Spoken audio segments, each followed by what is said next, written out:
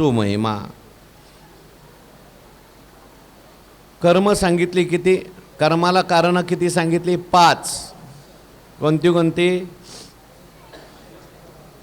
अधिष्ठानम तथा कर्ता, करणंच पृथक विधम, विविधाश्च पृथक चेष्टा, दैवम चैवात्र पंचमम. ही उपादान कारण सांगितली. नंतर 3 निमित्त कारणं सांगितली, शरीर, वाणी, मन. याचाही अंतर्भाव त्या 5 मध्येच होतो. अशी 5 कारणं ज्ञानोबाराय म्हणतात. एवं पंचकारणा कर्मा, 5ही हेतू हे सुमहिमा. अर्जुनाला काही इथे विशेषण दिले, सुमहिमा, म्हणजे ज्याचा महिमा मोठा आहे, चांगली कीर्ती आहे. कारण अर्जुनसुद्धा हे सगळं जाणतो आहे. कर्माला कारण कोण आहे आता अर्जुनाला भगवंताने शिकवलं आहे. सुरुवातीला अर्जुन महाराज कर्माला कारण आत्माच समजत होते, म्हणून रडत बसले होते. मी मारील, हे मला मारतील, स्वदेहा नाम अर्जुनू परदेहा नाम स्वजनू संग्रामा नाम मलिनो पापाचारो. म्हणून दुःख होत होतं, म्हणून युद्ध नको वाटत होतं, कर्तव्य कर्म नको वाटत होतं, भिक्षा मागवशी वाटत होती, जंगलात जावं वाटत होतं. पण भगवंतानी गीता सांगितली. भगवंतानी सांगितलं बाबा, हां अशी स्थिती झाली होती पहिली. पण देवाने काय सांगितलं? आत्तापर्यंत सगळी गीता सांगितली, आता 18वा अध्याय चालू आहे. आणि आता अर्जुनाला कळलं आहे, मी देह नाही आहे, मी शरीर नाही, मन नाही, बुद्धी नाही, मी कोण आहे? आत्मा आहे. म्हणून अर्जुनाला काय शब्द वापरला आहे? सुमहिमा. तुझी महिमा चांगली आहे अर्जुना, कीर्ती चांगली आहे.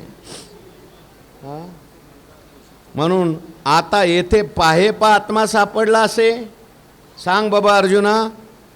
या ठिकाणी 5 कारणं सांगितली, 3 कारणं सांगितली. याच्यात आत्मा कुठं तुला सापडलेला दिसतोय का? कर्माला कारण कुठं? आत्मा आहे का बाबा? मी आत्म्याचं नाव घेतलं का कुठं? आत्मा सापडला आहे का कुठं? नाही बाबा. येथ आत्मतत्व हे उदासीन, न सुवावा अभंगी आत्मराज. आत्मा तो आत्मयाच्या ठाई, देखिजे देहीचा धर्म देही, ऐसे देखने ते पाही अनाहती. म्हणून भगवान परमात्मा त्या ठिकाणी बोलतात, आत्मा कसा आहे? भानू न होनी रूपे जैसी, चक्षु रूपाते का प्रकाशी, आत्मा न होनी कर्मे तैसी, प्रगटित असे गा. महत्त्वाची ओवी आहे, अवघड ओवी आहे. सरळ सरळ अर्थ तिचा लागत नाही. भानू न होनी रूपे जैसी, चक्षु रूपाते का प्रकाशी. भानू म्हणजे कोणाचं वर्णन केले? भानू कशाला म्हणतात? सूर्याला म्हणतात भानू. सूर्याचं उदाहरण दिलं आहे, दृष्टांत दिला आहे. आत्मा कसा आहे? सूर्यासारखा आहे. काय करतो सूर्य? भानू न होनी रूपे जैसी, चक्षु रूपाते का प्रकाशी. सूर्य प्रकाशन करतो. कशाचं? सगळ्याचंच प्रकाशन सूर्य करतो. माझ्यासमोर हा फुलाचा हार आहे, याचं प्रकाशन कोणी केलं आहे? सूर्याने केलं आहे. आता जरी लाईट असली तरीसुद्धा दिवसा सगळ्याचं प्रकाशन कोण करतो? सूर्य करतो.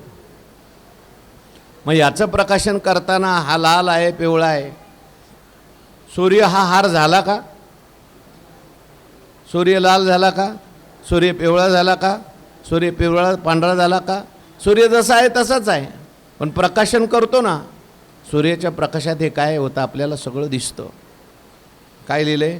भानू न होनी रूपे जैसी.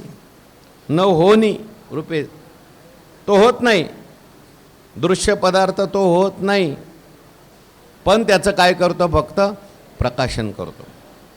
चक्षु रूपाते का प्रकाशी. आणि सूर्य जो आहे तो कशाचं प्रकाशन करतो? रूपाचंही प्रकाशन करतो, नवे नवे डोळ्याचं सुद्धा प्रकाशन करतो. डोळ्याचं प्रकाशन करतो म्हणजे सूर्याच्याच प्रकाशामध्ये डोळाही रूपाला जाणतो. म्हणजे सूर्य डोळ्याचंही प्रकाशन करतो आणि रूपाचंही प्रकाशन करतो.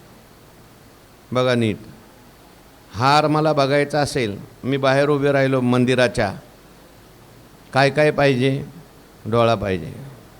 डोळाच पाहिजे का सूर्य पण पाहिजे? सूर्य नसला तर, नुसता डोळा असला तर? डोळा देखनाचे आहे, परी त्याशी सूर्य न होता साये. डोळा देखना आहे. रवी दीप हिरा दाविती देखणे म्हटले.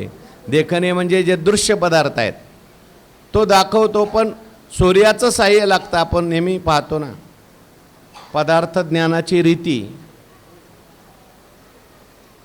पदार्थ कसा ज्ञात होतो आपल्याला? पदार्थावर कोणती कोणती आवरणं असतात? एक अज्ञानाचं आवरण असतं आणि एक अंधकरणाचं आवरण असतं. आणि आपली वृत्ती नेत्रेंद्रियाद्वारा त्या पदार्थापर्यंत जाते. सूर्य जो असतो, प्रकाश जो असतो, तो अंधकाराचं आवरण दूर करतो. आणि वृत्ती जी आहे ती अज्ञानाचं आवरण दूर करतो. आणि वृत्तीस्थ चिदाभास त्याचं काय करतो? प्रकाशन करतो. म्हणून सूर्य जो आहे, जरी आपल्याला सगळे पदार्थ दाखवत असले, रूप दाखवतो, डोळा दाखवतो, पण सूर्य काय होतो का? सूर्याचं काम काय? प्रकाशन करायचं बघ. तसं आत्मा न होनी कर्मे तैशी प्रगटत असेगा. आत्मा सूर्यासारखा आहे, प्रकाशक.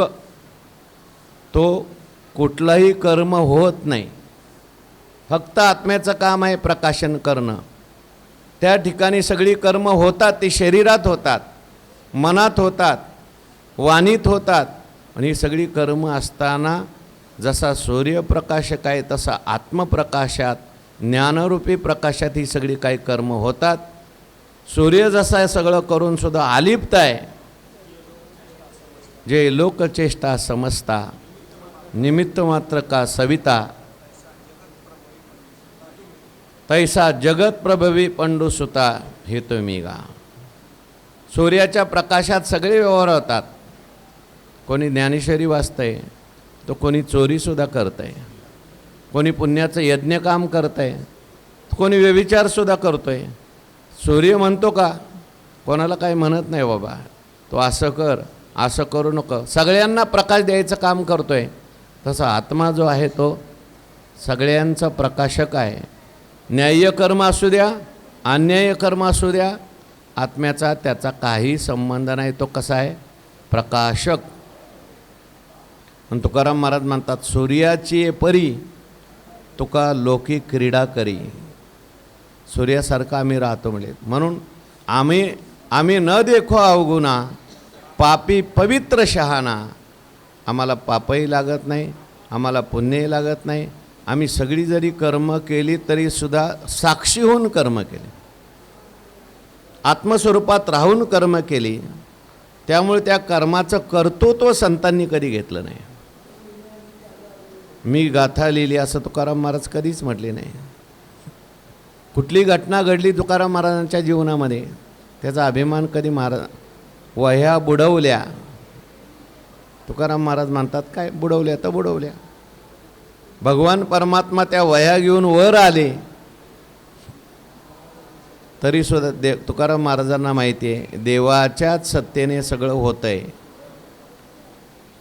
मी मात्र याच्याहून वेगळा आहे. माया साक्षी आम्ही.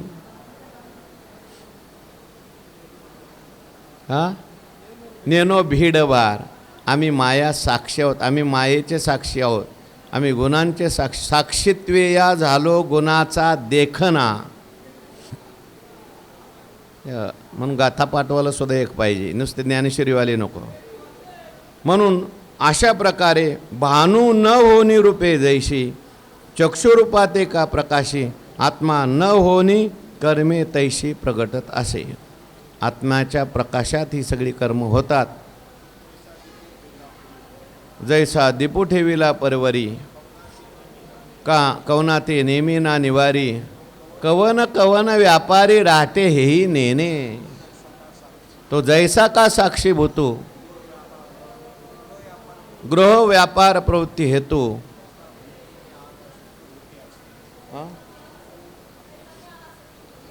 तैसा मी अनासक्तो भूती असे. भगवानसुद्धा सगळं काही करतात, पण भगवंताला पापही लागत नाही पुण्यही लागत नाही. का? भगवान परमात्मा या बोधाने राहतात. म्हणून एक उदाहरण दिलं सूर्याचं. आता दुसरं उदाहरण कशाचं दिले वाचा. पै प्रतिबिंब आरिसा दोन्ही न होनी विरेशा दोही ते प्रकाशी जैसा न्याहाळिता तो. दुसरं उदाहरण कशाचं दिलंय? प्रतिबिंब आणि आरसा. आरशामध्ये एखादा मनुष्य आपलं प्रतिबिंब पाहतो. बाहेर निघाला का बघतो आरशात जाऊन, आहे का सगळं व्यवस्थित, टोपी व्यवस्थित आहे का, गंध व्यवस्थित आहे का, मी आहे का, गेलो कुठं, बघतो तो. आता जे आरशामध्ये आहे ते काय? प्रतिबिंब आहे. पै प्रतिबिंब आरिसा. तो आरशालाही पाहतो आणि आरशातलं काय पाहतो? प्रतिबिंबही पाहतो. पै प्रतिबिंब आरिसा दोन्ही न होनी विरेशा. जो आरशात पाहतो तो आरसा झाला का? प्रतिबिंब तरी झाला का? पाहणारा जो आहे तो वेगळा आहे, परंतु आरशामध्ये स्वतःचं प्रतिबिंब पाहतो, आरसाही पाहतो. प्रतिबिंब आरसा दोन्ही न होनी विरेशा. विरेशा म्हटलं. पण हे पाहणं जे आहे याच्यासाठी वीर मनुष्य लागतोय.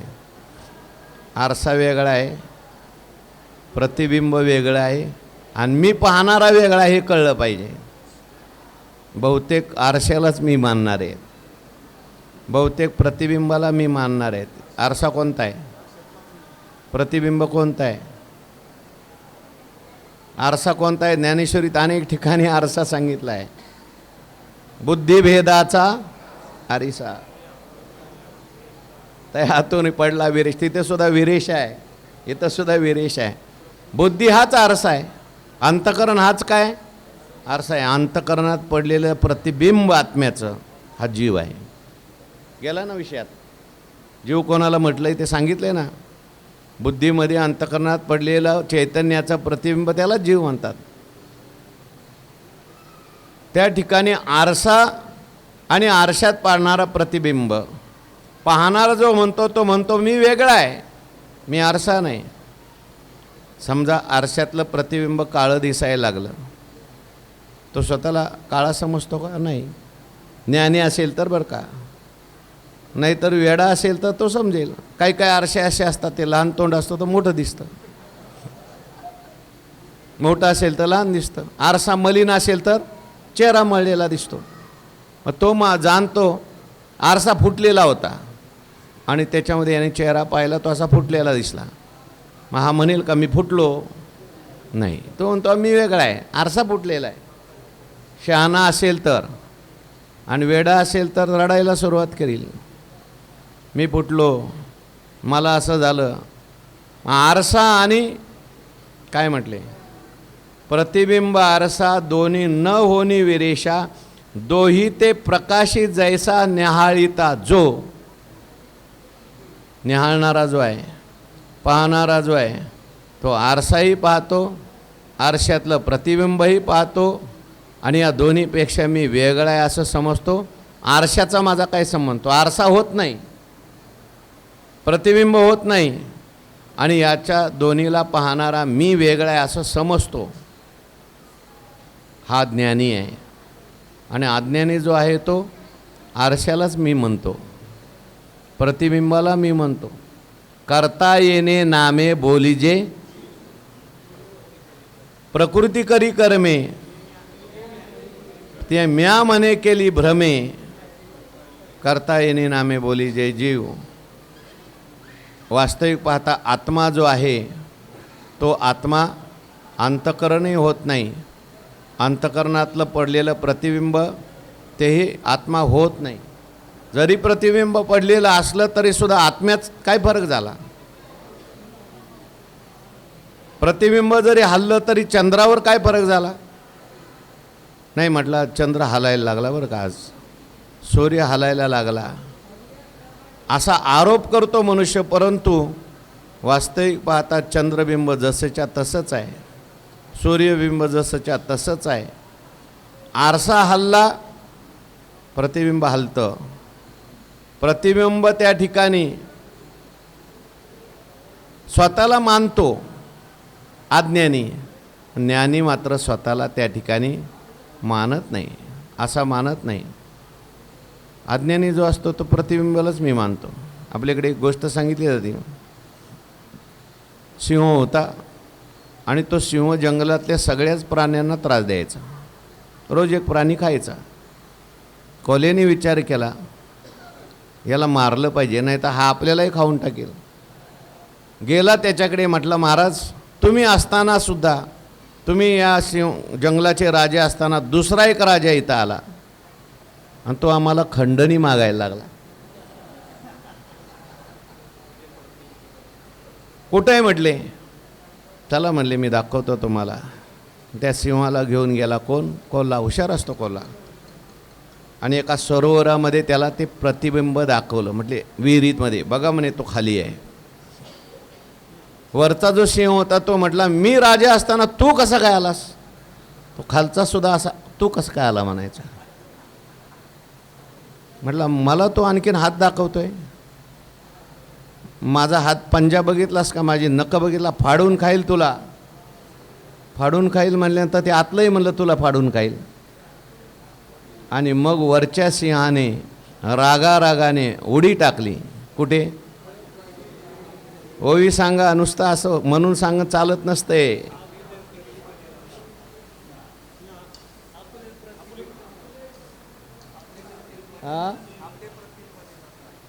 आपुले प्रतिबिंब नेनता.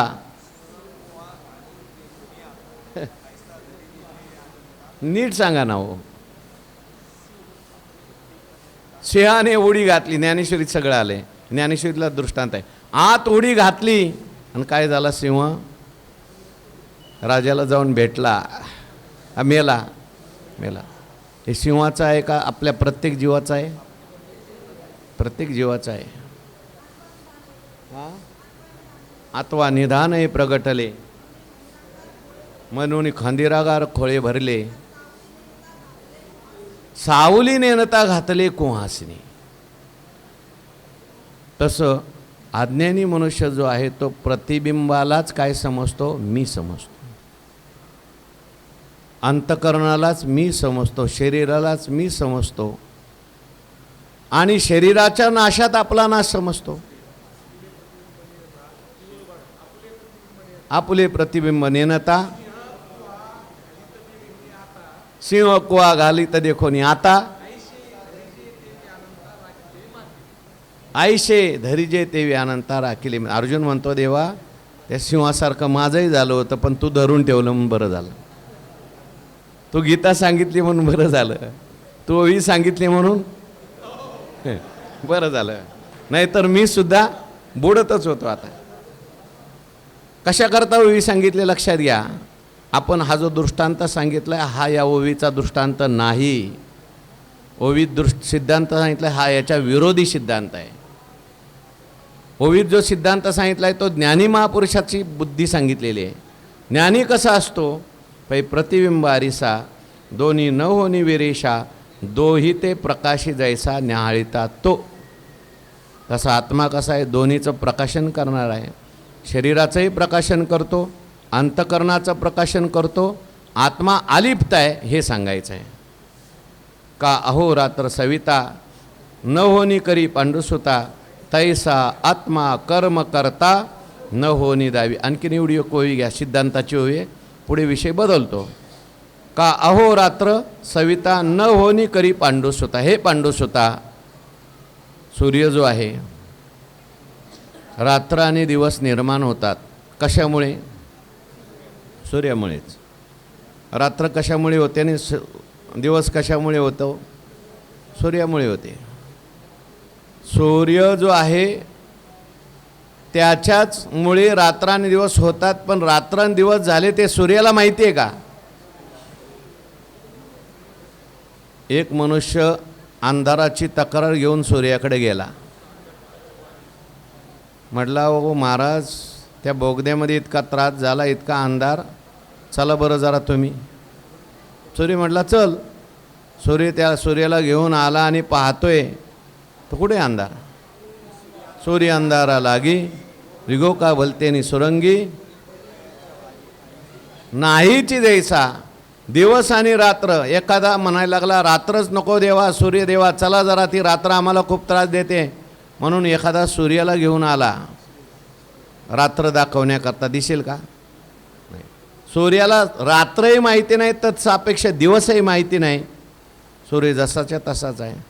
तसं आत्म्याला जागृती माहिती नाही, स्वप्न माहिती नाही, आणि सुषुप्तीरूपी रात्रही माहिती नाही. त्याला भावही माहिती नाही कर्माचा, आणि कर्माचा अभावही माहिती नाही. या दोन्हीचा प्रकाशक आत्मा आहे, जसाच्या तसाच आहे. आणखी थोडासा विचार आहे, उद्याच्या प्रवचनात पाहू. पुंडलिक वरद हरी विठ्ठल श्री ज्ञानदेव विठ्ठल विठ्ठल विठ्ठल विठ्ठल विठ्ठल विठ्ठल. पुंडलिक वरद हरी विठ्ठल श्री ज्ञानदेव तुकाराम. घाटावरती प्रवचन आहे जोग महाराजच्या मंदिरामध्ये.